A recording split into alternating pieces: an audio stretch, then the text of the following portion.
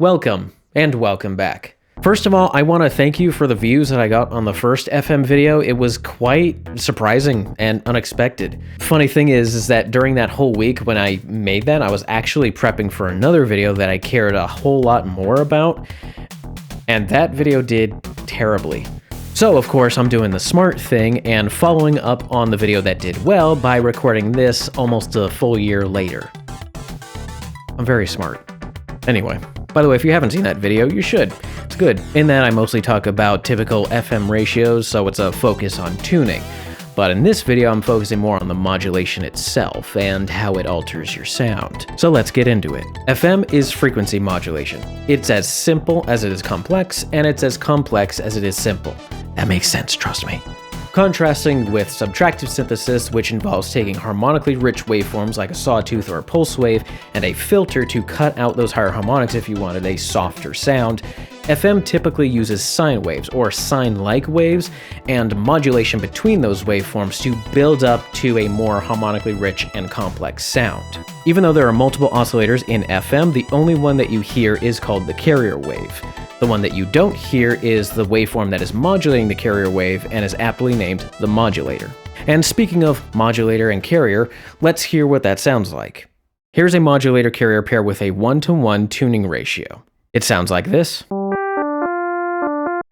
but it also sounds like this, and even this, and sometimes this. Now, why does it sound like that? What's happening here? Here's what subtractive synthesis does to a sawtooth wave.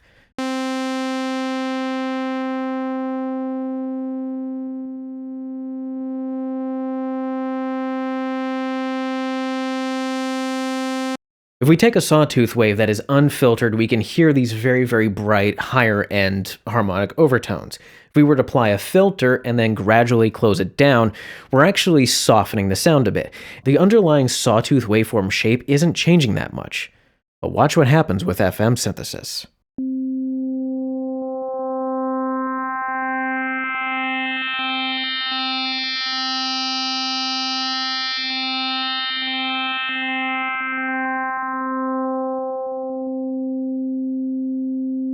The shape of the waveform itself is changing with the different modulation amounts.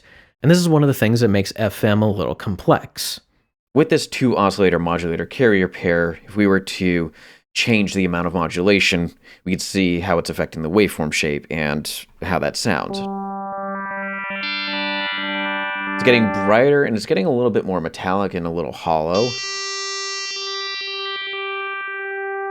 But right around here, we can see the initial effect is that it seems to be altering the shape, so it's kind of like a very soft sawtooth right here, but it's not a sawtooth with these higher modulation amounts right here, and so that's why it doesn't sound anything like it. So that's what happens with just one modulator. The tunings didn't change, only the modulation amount. And even though it may have some kind of resonant filter-like qualities, this waveform is nowhere close to a sawtooth wave, even though we are adding harmonic overtones, but they're not even and they're not the same as what you have in a sawtooth wave, which is all integer harmonics. While I've showed you what FM can do with just two oscillators, a majority of synths out there that deal with FM give you more oscillators to work with, sometimes 4, sometimes 6, sometimes 8, sometimes user-defined like we have with the modular phase plant. That means we can have multiple carriers and multiple modulators. Now here's where things are going to get a little bit interesting. We're going to add another oscillator. Now what I have here is a total of 3 oscillators, 2 modulators and 1 carrier, and both of these modulators are going directly into the carrier wave. They're not going into each other first. So the resulting sound is this. Now the waveform looks and sounds very similar to the earlier example with just the 2 oscillators. We can actually hear, with one, how similar it is. Both of these modulators are affecting the carrier wave, and what's happening is that if we were to just use one, it's only affecting the carrier just so much. But with both of them active at the same time, it seems to double the strength. So it would be very similar to if we just had one modulator and we just increase the modulation amount. Now, this arrangement is actually useful for if both of these modulators had other modulators modulating them, or if any one of these were tuned to something different, like, let's say, a 4.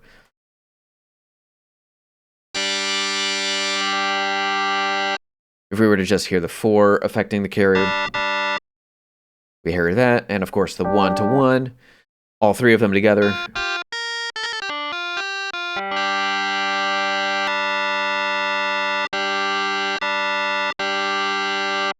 It's different. Alternately, if we had those modulators routed in series into the carrier wave, the resulting sound is something a little more like this.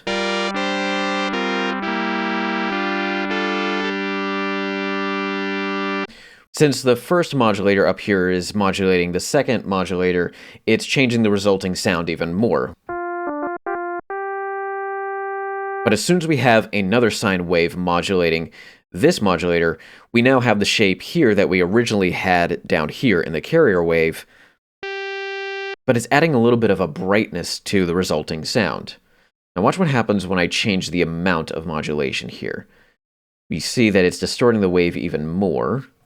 If we were to bring this down, we have a much closer to a sawtooth-like shape here in the carrier wave. It's not quite a sawtooth sound, but it's getting closer. It's like a very filtered down sawtooth.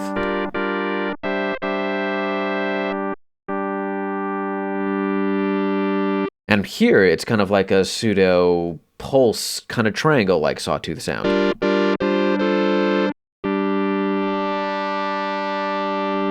And that's increasing the modulation from the first modulator into the second one, instead of the second modulator into the carrier, which would do this.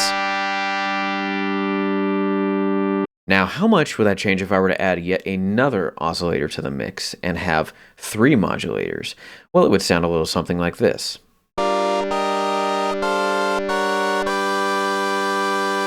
Pause. Now we have a total of 4 oscillators, 3 modulators, all affecting the carrier, and they're modulating in series.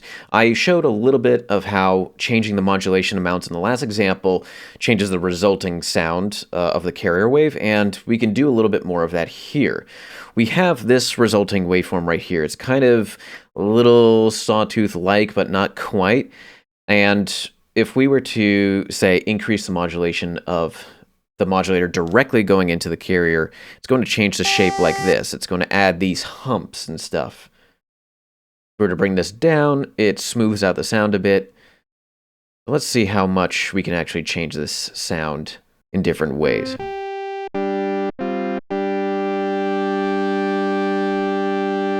Modulator 2 has this shape, and it's making the third modulator almost look like a pulse wave.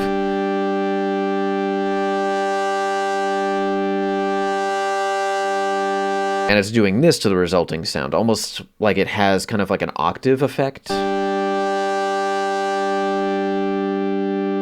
Very smooth, much brighter, much darker.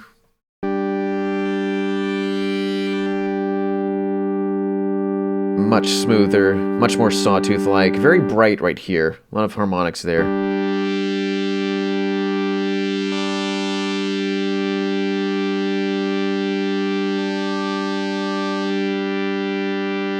And much more sawtooth-like right here, all just by changing the modulation amounts from one modulator into the next. Now, mind you, nothing else changed. I didn't change the tuning of the oscillators, and I didn't change the routing of the oscillators either. But speaking of, why don't we change the algorithm? And when I say algorithm, I'm referring to how the oscillators are routed into each other. So with this algorithm, I have everything going directly through one another into the carrier wave. I'm going to call it algorithm 1. So instead of modulators 1, 2, and 3 go into each other into the carrier wave, let's have it so that modulator 1 goes instead into modulator 3. So we have 1 into 3, 2 into 3, and then 3 into the carrier wave. It's a much more hollow sound. We can make modulator 2 go into the carrier directly so that we have 1 into 3 into the carrier and then 2 into the carrier. And the resulting sound for that is this. It's actually a little similar to the first sound that we had from algorithm 1. And you can see that down here, we have a very similar kind of pseudo sawtooth shape and a very bright one down here. So again, to summarize, the differences in the sound between these different algorithms with all the same modulation amounts and all the same tunings sound like this.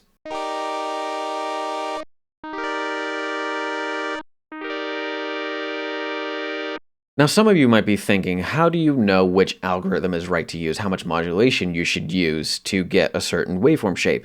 Ultimately, it's down to how it sounds and if the sound works for you. Me showing the waveform shape is just to illustrate what FM is doing to the sound, but it's not really as important as what the sound actually sounds like. If you ever wanted to FM a sawtooth, this is a way you could do it.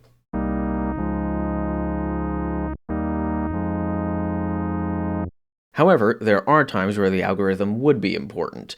For instance, in this example, I have algorithm 3 set up, and right now everything is pretty much the same. In this example, we had pretty much what we had before, but I'm going to increase the modulation amounts of modulator 2 and modulator 1 a little bit. So the resulting sound is this bright sound. But I'm also going to change the envelopes. So let me take care of that real quick.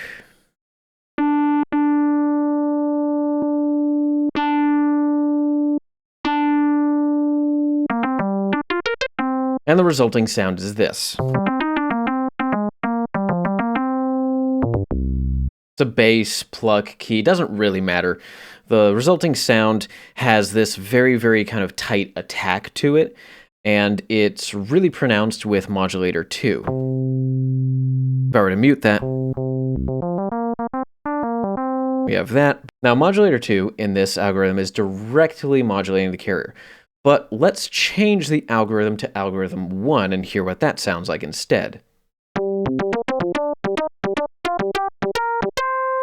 Hear how it sounds a bit different? Now we have the attack that's kind of a little squelchy, and that's because each of these modulators is now affecting the next one in series. If I were to mute modulator 1 and listen to it, we have something similar to what we had before, and if I turn this on, that squelchiness comes back. That's because this modulator is modulating number 2 a bit. But whatever we have for this, let's try to hear that with a changing harmonic. I've changed the tuning of modulator 1 to 3, so we can better hear that. Now, if we were to take that back out and listen to it going through each of these modulators in series, now we don't hear it so much because it's being cut off by the envelope of modulator 2, because modulator 1 has to go through modulator 2 and then through 3 to get to the carrier. Now, let's mute 1 and just hear 2 and 3 again, and let's reduce the amount of modulation of modulator 3. You can hear that that attack part of the sound is much quieter now, almost non-existent. Even though I haven't changed the modulation amount, it's still modulating quite a bit.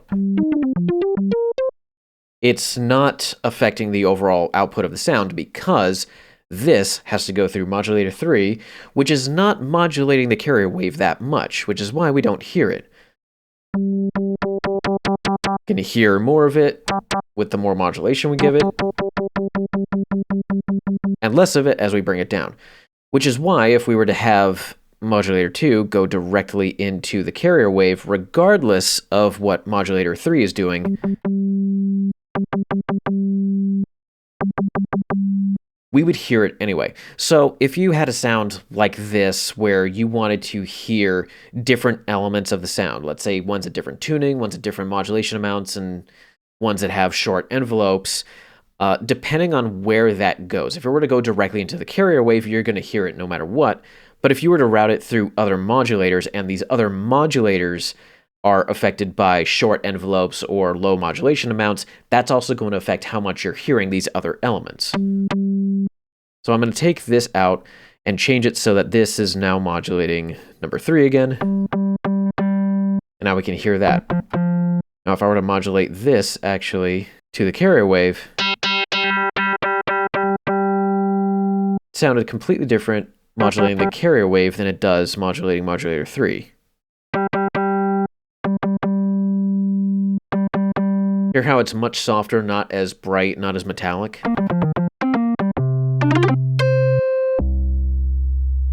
Now, if I were to do something a little bit more extreme with modulator 2, like I really modulate number 3, you can hear that kind of bird chirping kind of thing. But if I were to also modulate the carrier wave with modulator 2 at the same time, which is not always possible with all FM synths. I can do it with phase plant, but...